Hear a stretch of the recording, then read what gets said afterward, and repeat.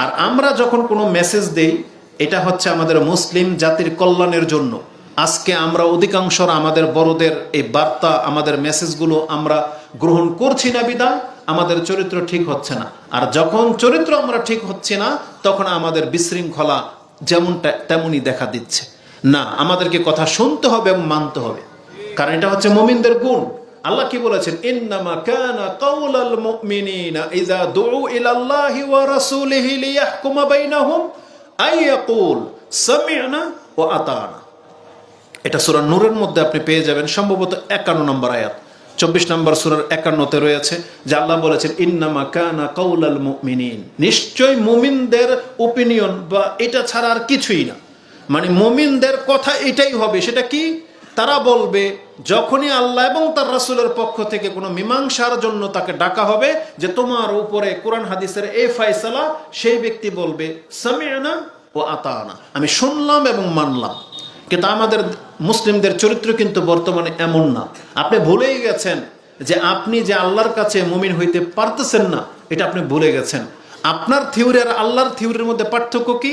আল্লাহ বলেছেন যারা কোরআন হাদিস মেনে নেবে এবং মেনে চলবে তারা মুমিন মুসলিম। আর আমি আর আপনি থিওরি কি? মুসলমানের ঘরে জন্ম হইলেই মুসলিম, তাই না? তাহলে আমাদের আর আল্লাহর মাঝে বিধানের মধ্যে পার্থক্য এখানে। আল্লাহ সুবহানাহু ওয়া তাআলার নীতি হলো যেই ব্যক্তি ইসলাম মানবে সে মুসলিম, আর আমাদের নীতি হলো যে মুসলমানের ঘরের জন্ম হবে সে মুসলিম। এই দুই চিন্তার মধ্যে আকাশ পাতাল ব্যবধান। এই জন্য জেনে নেন, আমরা কিন্তু কাল কিয়ামতের দিন ফেঁসে যাব যদি আমরা ইসলাম পালন না করি। তো আমরা মূলত ইসলামের কথাগুলোকে শুনবো, মানবো, এটা আমাদের দায়িত্ব। তো মা বোন যারা আছেন, মহিলারা যারা আছেন, যদিও আলোচনাটা আজকে আপনাদের নিয়ে, কিন্তু যেহেতু আমার সামনে সব পুরুষরা আছে, যদি আমি তাদেরকে দৃষ্টি রেখেই কথা বলবো, কিন্তু উদ্দেশ্য হলেন আপনারা। আমার যদিও কথা বলাটা সহজ, কিন্তু আপনাদেরকে গুরুত্বের সাথে কথা নিতে হবে, কারণ প্রত্যেকটা কথা আপনাদের দিকে কিন্তু আমি থ্রো করবো এখন। যদিও সেন্টেন্স হবে জেন্ডার, মানে পুরুষবাচক শব্দ, কিন্তু উদ্দেশ্য হবে আমাদের নারীরা। আর যদিও ইসলামের একটা নীতিমালা হলো আমরা আমাদের সালাফ, যেহেতু বলা হয়েছে যে পূর্বে যুগের মহিষী নারীরা কেমন ছিল সেটা তুলে ধরা। আমরা যতটা দেখতে পাচ্ছি আমাদের পূর্বের যে সালাফ মহিলারা অতীত হয়ে গেছেন তারা খুব বিচক্ষণ ছিলেন। তারা এটা ভালো করেই বোঝে যে ইসলামের যে কোনো বিধান এটা শুধু পুরুষদের জন্য না, যদিও শব্দগুলো পুরুষ শব্দ, কিন্তু প্রত্যেকটা বিধানের সাথে আমরা মহিলারাও জড়িত।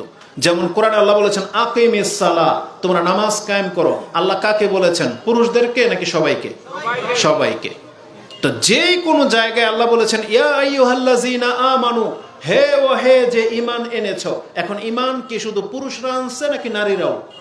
নারীরাও। তাহলে কোরআনের যতগুলো আয়াত আছে ইয়া আইয়ুহাল্লাযীনা আমানু, প্রায় 89টা আয়াত আছে কোরআনে যেখানে আল্লাহ সুবহানাহু ওয়া তাআলা হে মুমিন বলে ডেকেছেন। তার মানে আপনাকে ডেকেছেন, মহিলাদেরকে ডেকেছেন। যে বলবে আমি ঈমান এনেছি তাকে আল্লাহ ডেকেছেন। এটা হচ্ছে দৃষ্টিভঙ্গি। তারপরও যেহেতু বলেছি যে বিচক্ষণ মহিলারা কেমন হয়, একটা উদাহরণ আমি আপনাকে পেশ করি। ইমাম মুসলিম রাহিমাহুল্লাহ হাদিসটা তিনি তার 44 নম্বর অধ্যায় এনেছেন, কিতাবুল মানাকিব বা ফাদাইল, ফজিলতের অধ্যায়। তাতে রাসূলুল্লাহ সাল্লাল্লাহু আলাইহি ওয়াসাল্লামের মর্যাদাকর হাদিসগুলো তাতে রয়েছে। তাতে তিনি একটা হাদিস এনেছেন যেটা 58-68, 5868-তে রয়েছে। উম্মে সালামা রাদিয়াল্লাহু তাআলা আনহা তিনি বলেন যে মানুষের মুখে আমি শুনতাম হাউজে কাউসার সম্পর্কে, কিন্তু রাসূলুল্লাহ সাল্লাল্লাহু আলাইহি ওয়াসাল্লামের মুখে কখনো হাউজে কাউসার নিয়ে আলোচনা শুনিনি। একদিন হঠাৎ করে দেখলাম মসজিদে হাউজে কাউসার নিয়ে আলোচনা চলতেছে। ওয়াল জারিয়াতু তামশুতুনি, আর আমার খাদেমা বা বালিকা আমার মাথার চিরুনি করতেছে। এই যে বালিকা, এটা কিন্তু মহিলা, আর উম্মে সালামও মহিলা, আর আলোচনা চলতেছে মসজিদের তার পাশেই, কিন্তু মসজিদের পাশে রাসূল সাল্লাল্লাহু আলাইহি ওয়াসাল্লামের প্রত্যেক হুজরাগুলো ছিল। তো উম্মে সালামা কান পেতে আছে মসজিদের দিকে যে আলোচনা চলতেছে, আর তিনি বসে বসে শুনতেছেন রাসূলুল্লাহ সাল্লাল্লাহু আলাইহি ওয়াসাল্লাম আলোচনা করতেছেন। হঠাৎ করে তার কান শুনলো ইয়া আইয়ুহান নাস। রাসূল কি বলেছেন? সামনে কারা বলেন? রাসূলের সামনে কারা ছিল? পুরুষ ছিল, সাহাবায়ে কেরামরা ছিল, আর পর্দার আড়ালে মহিলা, তার মানে উম্মে সালামা রাদিয়াল্লাহু তাআলা আনহা ঘর থেকে শুনতেছেন। হঠাৎ করে তার কান শুনলো যে রাসূল বললেন, ইয়া আইয়ুহান নাস, হে মানুষ তোমরা শোনো। এই উম্মে সালামা রাদিয়াল্লাহু তাআলা আনহা এই শব্দটা শুনেছেন, এই বালিকা মহিলাও কিন্তু শুনেছেন। তখন উম্মে সালামা রাদিয়াল্লাহু তাআলা আনহা তিনি বলতেছেন, আখিরি আন্নি, তুমি আমার কাছ থেকে একটু দূরে সরো, মানে থামো, এখন আর কোনো কাজ করো না। বলো কেন? দুইজনে কিন্তু শুনেছে। এই মহিলাটা উম্মে সালামা রাদিয়াল্লাহু তাআলা আনহাকে বলতেছেন, ইন্নামা দাআর রিজাল ওয়ালাম ইয়াদউন নিসা, রাসূল তো পুরুষদেরকে ডেকেছেন, মহিলাদেরকে তো ডাকে নাই, কারণ আলোচনা তো পুরুষদের সামনে হচ্ছে। তো রাসূল যেহেতু বলেছেন ইয়া আইয়ুহান নাস, হে মানুষ তোমরা শোনো, আর উম্মে সালামা তার বিচক্ষণটা দেখেন, তিনি বলতেছেন তুমি সরো, এখন রাসূল ডেকেছেন।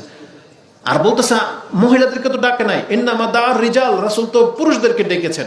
তখন উম্মে সালামা তিনি কি বুঝেন, কোরআন হাদিস শোনেন, তিনি বলতেছেন ও ইন্নী মিনান নাস, রাসূল বলেছেন হে ইয়া আইয়ুহান নাস, হে মানুষ শোনো, তার মানে রাসূল এখানে কোনো পুরুষদেরকে ডাকে নাই, যে মানুষ তাকে ডেকেছেন, ও আমি একজন মানুষ।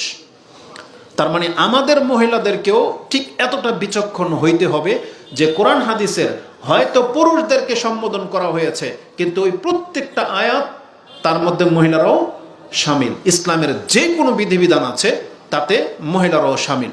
পার্থক্য হলো কিছু বিধানের ক্ষেত্রে ধরন আলাদা, যেমন পর্দার ক্ষেত্রে পুরুষদের চেহারা ঢাকতে বলা হয় নাই, নারীদেরকে চেহারা ঢাকতে বলা হয়েছে। পুরুষদের দাড়ি গজায়, যেমন নারীদের দাড়ি নাই। কিন্তু আদার্স অন্যান্য বিষয়গুলো, যেমন প্যান্ট টাকনার উপরে উঠাবে পুরুষ, মহিলারা টাকনার নিচে নামাবে 1 হাত, এই পার্থক্যগুলো আছে। ওগুলো হাদিসের মধ্যে বিস্তারিত বর্ণনা আছে।